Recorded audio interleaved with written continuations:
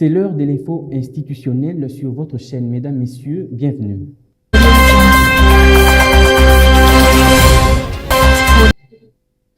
La République démocratique du Congo a célébré le week-end dernier à la Cité de l'Union africaine à Kinshasa l'excellence scientifique nationale en honorant deux éminents chercheurs à travers des distinctions discernées par le président de la République, Félix-Antoine Tshisekedi Tshilombo. La nation a salué les contributions exceptionnelles des professeurs Jean-Jacques Muyembe et Stanislas Soulou Maseba au progrès de la médecine ainsi qu'au rayonnement scientifique du pays. Suivez.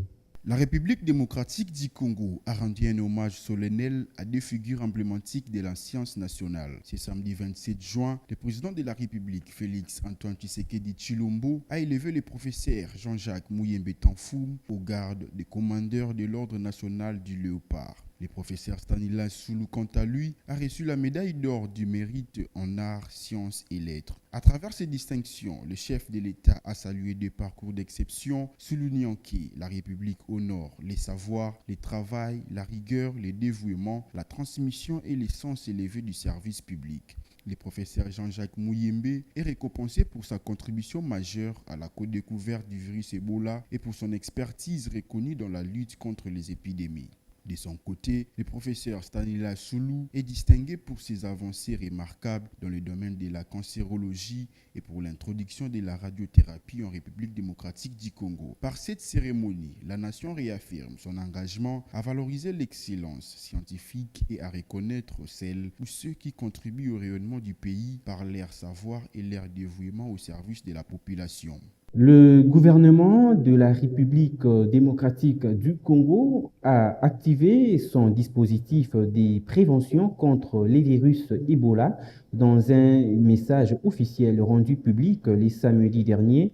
Le vice-premier ministre en charge de l'Intérieur, Sécurité, Décentralisation et Affaires coutumières, Jacquemain Tchabani-Louko, a instruit les provinces de Kinshasa, Tchopo, Otuele et Bazouele en raison de leur proximité avec les zones impactées et des importants mouvements des populations. Le patron de l'Intérieur a enjoint d'éviter tout attroupement de masse et de mettre en observation tout cas suspect présentant des symptômes.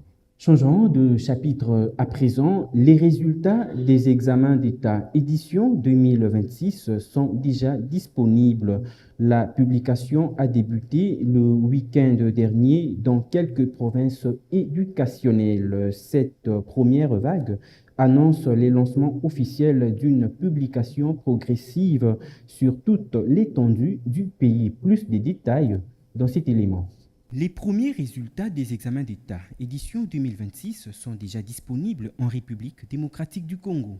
La publication a débuté le week-end dernier dans plusieurs provinces éducationnelles, notamment Kinshasa-Tchangou, Haut-Katanga, Kasaï oriental 1 et Kasaï oriental 2. Cette première vague marque le lancement officiel d'une publication progressive sur toute l'étendue du pays. Les candidats des autres provinces éducationnelles sont donc appelés à prendre leur mal en patience en attendant la suite. Pour des milliers de finalistes, c'est un moment décisif qui ouvre la voie vers l'université ainsi qu'à la vie professionnelle. Aucune date fixe n'a été donnée jusque-là pour le reste du pays. Néanmoins, l'inspection prévoit une publication au jour le jour selon l'état d'avancement des travaux.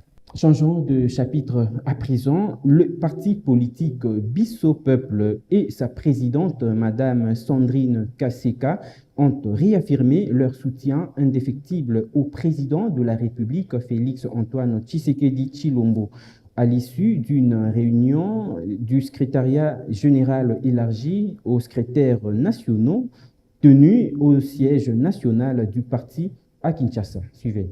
Réunis à Kinshasa au siège national du parti sous la présidence de Madame Sandrine Kaseka, les cadres des Bisso Peuple ont tenu une réunion de secrétariat général élargi aux secrétaires nationaux à l'issue de laquelle ils ont réaffirmé leur soutien indéfectible au président de la République Félix-Antoine Tshisekedi Tshilombo. Cette rencontre politique de haut niveau s'est articulée autour des trois principaux axes. Le premier a porté sur la communication de la présidente nationale qui a insisté sur la nécessité de renforcer la cohésion interne du parti, la discipline et la mobilisation des cadres afin d'accompagner efficacement l'action politique sur le terrain. Le deuxième axe a concerné l'évaluation des activités menées au cours du mois de juin. Les participants ont notamment examiné la mission effectuée par la présidente nationale au Kasaï oriental, ainsi que la remise au siège de l'Union sacrée de la nation des propositions du parti relatives au projet de révision de la Constitution. Enfin, les échanges ont porté sur l'analyse de la situation politique nationale.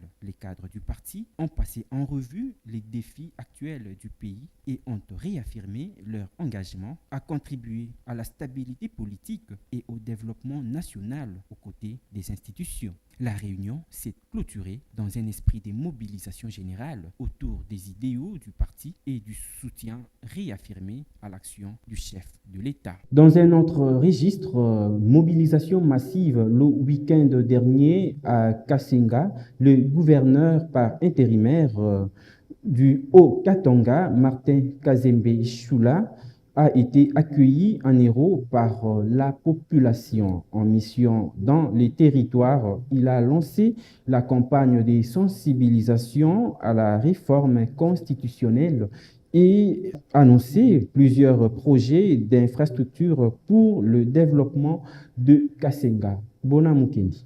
Kasenga a réservé un accueil triomphal à son digne fils, le gouverneur intérimaire Martin Kazembe Choula, ce samedi 27 juillet 2026. Dès son atterrissage à l'aérodrome, une foule immense composée de partis politiques et structures membres de l'Union sacrée de la nation lui a offert un accueil digne d'un héros. Cette mobilisation populaire s'inscrivait dans le cadre de la campagne de sensibilisation à la réforme constitutionnelle. Le chef de l'exécutif provincial a été exhorté de l'aérodrome jusqu'au lieu du meeting. Introduit par l'administrateur du territoire, Barthélémy Kabouita, Martin Kazembe Choula s'est exprimé en Tshibemba, langue locale. Il a exhorté la population à accompagner la vision du président de la République, Félix-Antoine Tshisekedi Tshilombo, à voter pour le changement de la Constitution lors du prochain référendum et à soutenir les FARDC dans la préservation de la paix. Kasengawe, écran géant pas, le centre de Kasenga a bénéficié de deux écrans géants déjà installés, raison pour laquelle nous allons prendre un écran géant et aller installer ça au village Mfuta.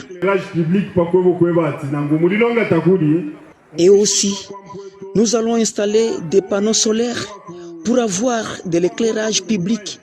J'ai essayé de parler avec l'entrepreneur de ce projet. Il va tout mettre en place pour qu'on ait de l'éclairage.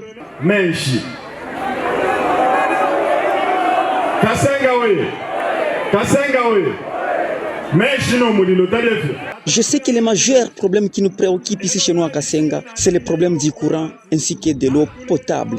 Bientôt, nous allons tirer l'eau des rivières Luapula que nous allons raffiner pour la consommation. Le problème que nous avons aussi, c'est celui du courant. Nous allons terminer ces problèmes dans peu de temps.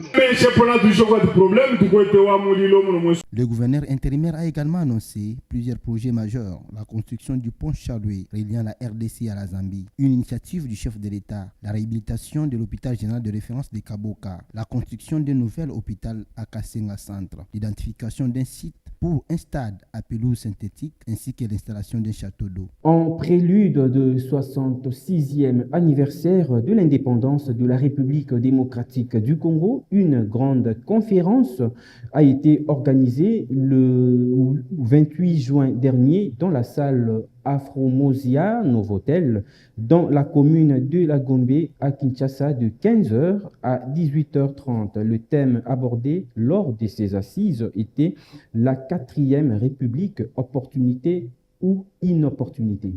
Donnez-vous à ce concept système.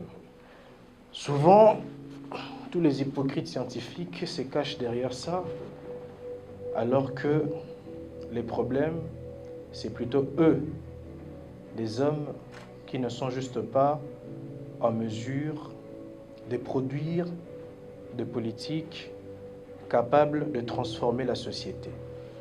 Mais puisque nous avons parlé de l'homme, moi je pense que nous avons un problème de leadership et donc de l'homme. Il nous manque un homme capable d'apporter une nouvelle influence au niveau de notre société afin de faire décoller l'appareil étatique. Je vais vous donner un cas. Au Bénin, ça s'est fait avec Patrice Talon. Aujourd'hui, le Bénin, c'est vrai, ce n'est pas un État parfait, mais quand même, ils ont progressé. Ils ont fait un pas. Et cela ne nous manque pas ici dans notre pays. Si chacun de nous accepte cette fois-ci de cultiver le sens de l'intérêt général, je pense que beaucoup de choses iront mieux. On commence par parler d'abord avant tout des institutions. C'est quoi l'institution? Parce que tout doit partir de là. Mais ce que j'ai compris de l'institution, lorsqu'on parle institution, il y a deux éléments que je retiens dans l'institution. Un, le premier élément, c'est le caractère impersonnel. Impersonnel. Deux, à côté du caractère impersonnel, mais c'est le côté solide et pérenne. Avons-nous des institutions dans notre pays? Sommes-nous déjà en train de bâtir ce qu'il convient d'appeler institutions?